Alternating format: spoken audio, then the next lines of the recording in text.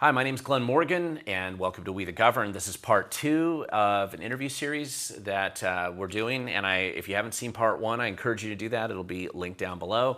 But it is my honor to have in the studio with me today a volunteer coordinator for Thurston County for the Washington Voter Research Project, and just a great guy doing good work, John Claybaugh, in the studio with me. And thank you for staying around to do another part of this interview about just voter integrity in Thurston County. My pleasure, Glenn. Thanks for having me back. I wanted to, and we kind of teased this in the last video, but King5 News, Chris Ingalls, a reporter there, has interviewed you recently and done a video about your work. And for whatever reason, and I'm going to preface this with just a little bit. I've worked with Chris Ingalls on other stories in the past, and I've kind of admired some of the work he's done. But over the last year and a half, his coverage of anything related to elections or voter integrity issues or anything really at all has just been so exceptionally dishonest. I don't know any other way to explain it. And I guess maybe it's one of those things where you know what's going on and you're seeing the true story, or you're doing the interview, you're there, and then you see how he reports it later. It's not even remotely close to the truth. And so just tell me about this recent interview that you did with Chris Ingalls at King5 News, and the things that he left purposely and willfully left out, for example. Sure. Yeah, happy to talk about that. So I think it was about a month ago that I was interviewed for the segment. He interviewed me for about 40 minutes, and my interactions with Chris Ingalls were great. He's very respectful, professional, no complaints there.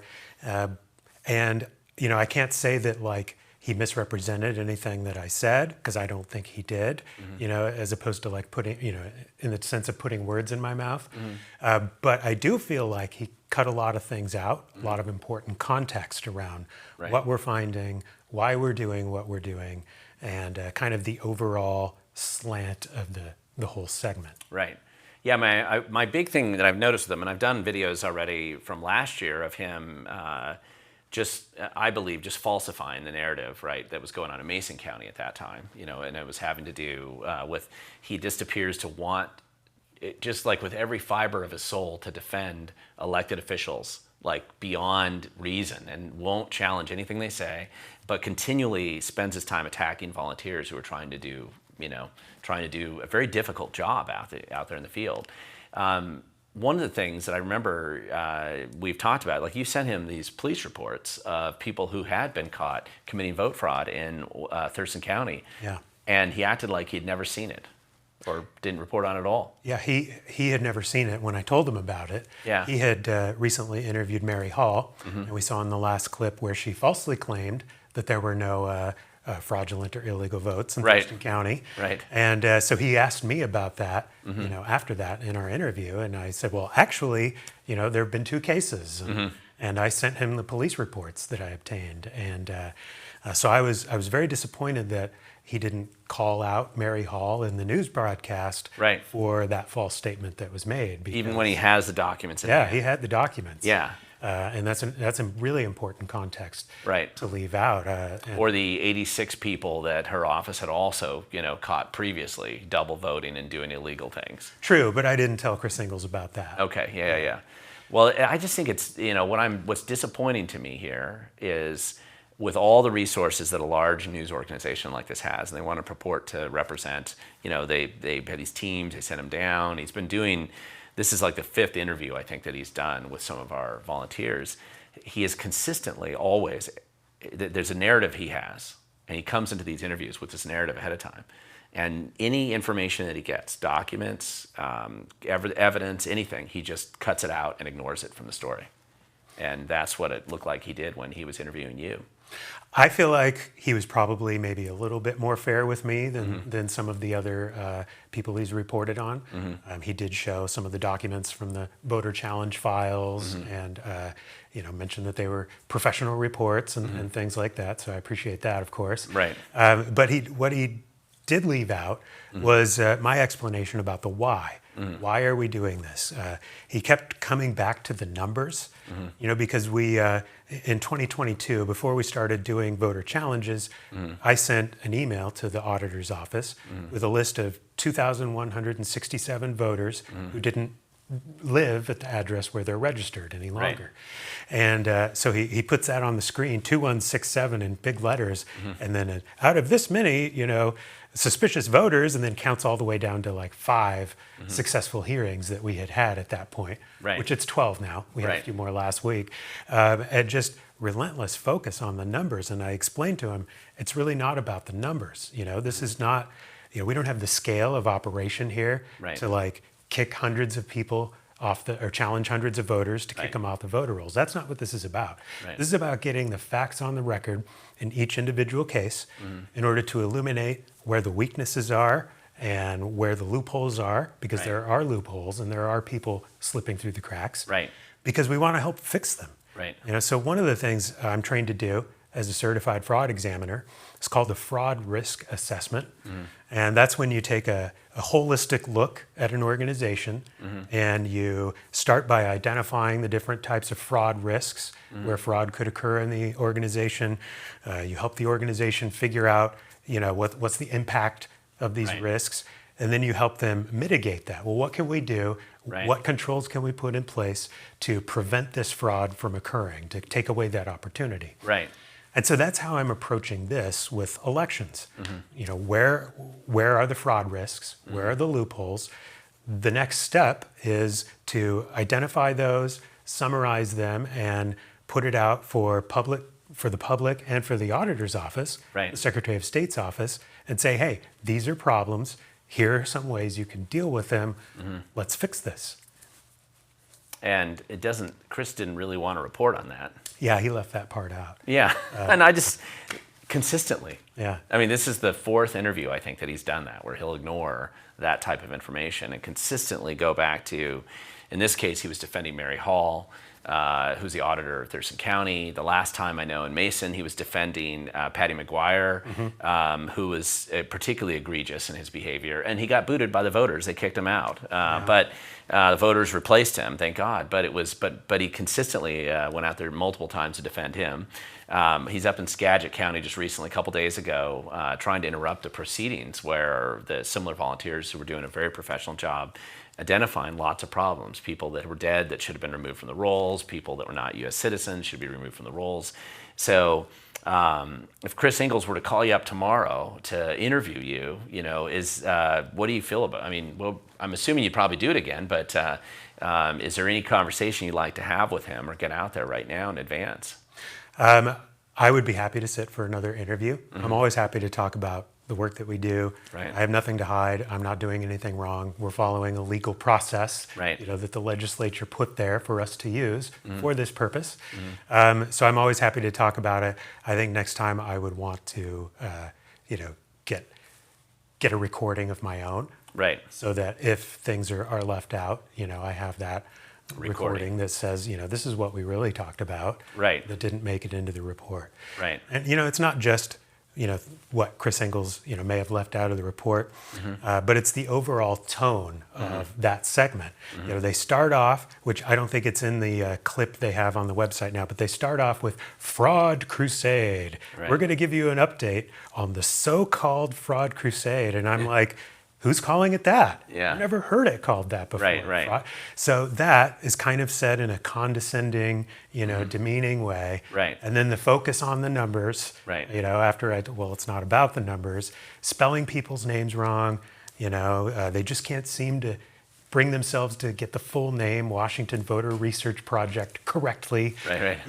Little things like that where it's just like, contributes to a feeling of bias and a negative slant.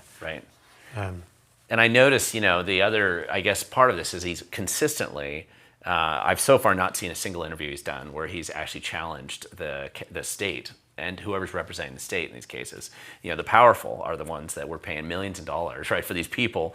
And, the media, when journalism used to exist in a way that most of us would recognize, they would say, we're here to, comfort the afflicted and afflict the comfortable, They would question authority or speak truth to power. And I don't see that happening anymore at all with any of these articles or stories. And he seems to have abandoned that idea. Yeah, they've all become propagandists. Yeah, and it's just like there's a narrative that he wants to have. And I know that many people are saying they don't want to don't want to interview somebody that's just going to slant the story anymore. But so I appreciate the willingness that you had, John, to actually sit down and do that interview. And I know Jason Rance had written an article, Barry calling Chris Ingalls out on it, and obviously I'm going to be calling him out as well. But I really appreciate you kind of giving this back, behind the scenes story and being professional and providing the documents to him as much as he didn't use them and was unwilling to look at them. At least you're doing the right thing, and so I want to thank you for that. Is there any other recommendations? And by the way, you did bring up the one thing about, I tell everybody now, if you're going to be interviewed by these guys, you have to record it yourself. Yeah. Because so far, without exception, I've seen him manipulate the story. And record them being notified by you that you're Yeah. Let them know that you're going to record them and record the whole segment, because I do think that's an important thing for people to realize.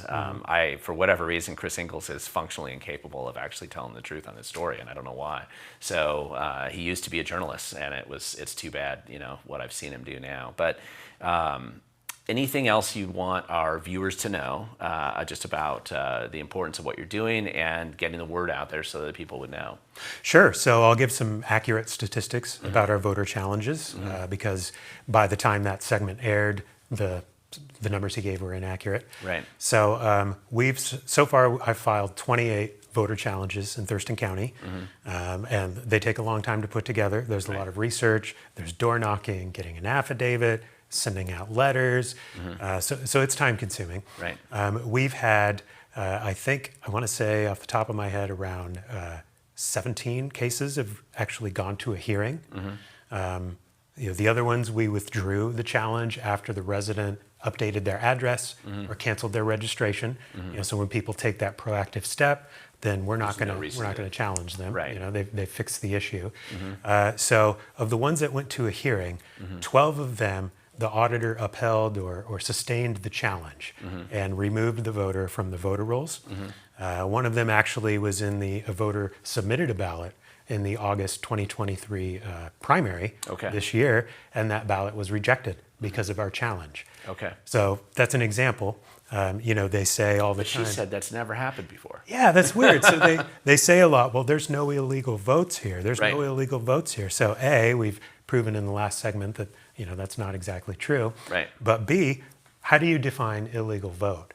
Because in my world, where I come from, if you have a person who is improperly registered, whether it's for voting or for maybe a government program, if they're improperly registered and they cast a vote, that's an illegal vote. That's a vote that does not conform to the legal requirements and statute. And they're canceling somebody else's vote out there. Exactly. They're Right. disenfranchising a properly registered legal voter. And so they say none of these have been, illegal votes. Well, some of them have been. There was one that they canceled from the voter rolls after our hearing about 2 weeks ago, who she moved in November 2019, USPS change of address notification, voted 1 year later in the November 2020 election, even though she didn't reside here anymore. So you're supposed to reside here. She didn't meet any of the residency exceptions. So she was improperly registered, didn't update her information, didn't have an exception, and still voted. That's an illegal vote. Well, hopefully eventually, if we just keep doing the good work that you're doing and a lot of other volunteers around the state, we can eventually get some honest reporting from some of the journalists who exist out there. Maybe not Chris Ingalls, maybe he's a hopeless cause in this, but somebody out there will probably start to report the truth.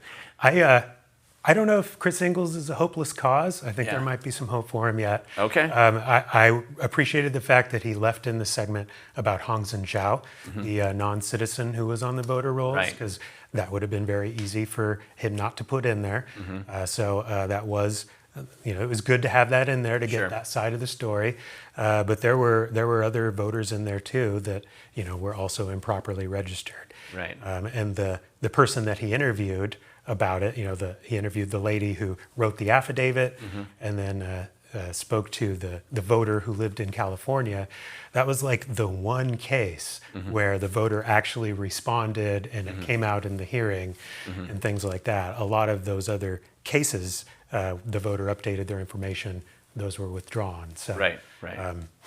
So yeah, I would have picked different cases to highlight in the news report. I'll put it that way. Okay. John, thank you so much for what you're doing. Thank you for coming in here, doing 2 segments with us in this interview process. I really appreciate it. I think our viewers will get a lot out of this. So I kind of want to follow up with you again, maybe sometime down the road here. We can get an update on where things are going with the work that you and all the other volunteers are doing. It's a thankless task. I know at times it probably feels that way. It's wonkish. There's a lot of details. Like you said, it's very time consuming for volunteers to be out doing this. But I think it's important work, and I think our elections are too important to just look the other way and pretend that all is well when we can probably make them a lot better. So thank you so much for all the work you're doing. Thank you for watching this segment. If you want to see more information, go to the video description down below. You'll see some of the source links that we have here. And I just encourage you to remember, just like John proves every day here, if you want to make a difference, you got to show up, because the future belongs to those who show up.